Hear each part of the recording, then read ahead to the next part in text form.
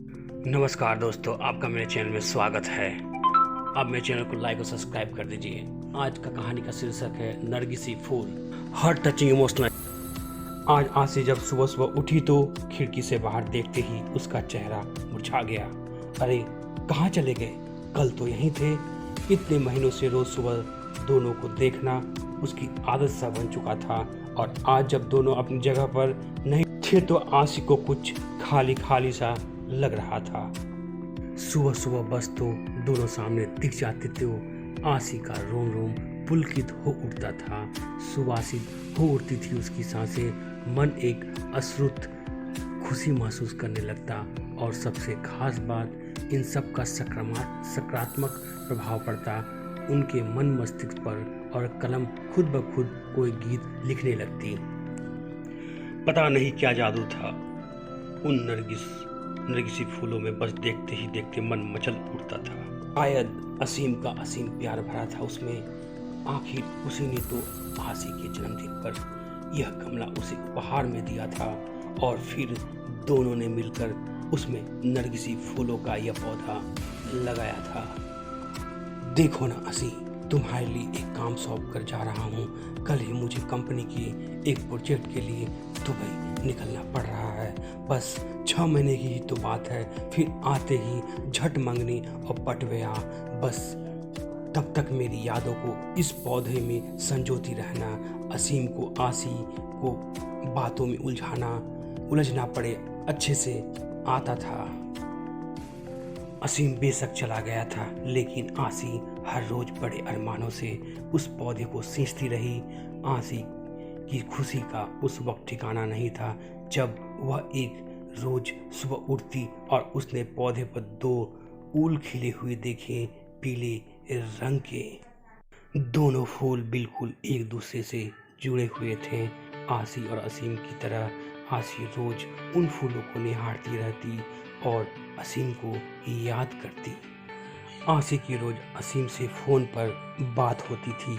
भला 2 साल से चल रहा प्रेम दूरियों को से कैसे कम हो सकता था। इसी प्रेम की शक्ति ने तो उसे क्या से क्या बना दिया था। कभी किसी को चिट्ठी पत्री में 2 अक्षर न लिखने वाली आसी की कला आज अनवरत चलने लगी थी। अपने जज्बातों की स्याही से भिगोकर क्या क्या न लिख डाला था। तेरे एहसास में खुद को ऐसे फना कर दिया हमने, जिंदगी बाकी न बची न तेरे साथ और न तेरे बाद। पता नहीं कैसे एहसास थे जो दिल से निकलकर पन्नों पर बिखरते रहते थे। जब भी मन होता आसी उस नरगिस के फूलों को निहारती हुए खिड़की के पास कागज कलम लेकर बैठ जाती। माँ जब डांटना शुरू कर देती तब सुध पड़ती कि कुछ खाना भी है और घर का काम काज भी देखना। पता नहीं पिछले कुछ दिनों से क्या हो रहा था उसे। पतझड़ का मौसम आ गया था, फूल मुरझाने लगे थे। माली से पूछ कर खाद पानी भी डाला। असीम को फोन पर बताया कि वह भी पहले खूब हंसा, फिर बोला पतझड़ बीत जाने दो, सब कुछ ठीक हो जाएगा। आसी फिर भी आश्वस्त नहीं हो पा रही थी। जब अब तो बसंत की बहार भी छाने लगी थी, चारों तरफ एक मीठी बयार बहने लगी थी, लेकिन फिर भी आसी को कुछ सही नहीं लग रहा था। आज भी उन फूलों को देखे बिना बेचैनी बढ़ रही थी। आसी कागज कलम फेंक कर बाहर आ गई थी और गमले के आसपास ही चहलकदमी करने लगी थी। कुछ समझ नहीं आ रहा था कि क्या हो रहा है। इसी सोच में उसे यह भी ध्यान नहीं रहा कि काफी देर से बाहर की घंटी बज रही है। आसी कहाँ खोई हो? दरवाजे पर कब से घंटी बज रही है, ध्यान कहाँ है? माँ ने दरवाजे की ओर जाते हुए पूछा। इससे पहले कि आसी संभाल पाती, दरवाजे पर असीम खड़ा था, मुस्कुराते हुए, हाथों में नरगिसी फूल लिए हुए।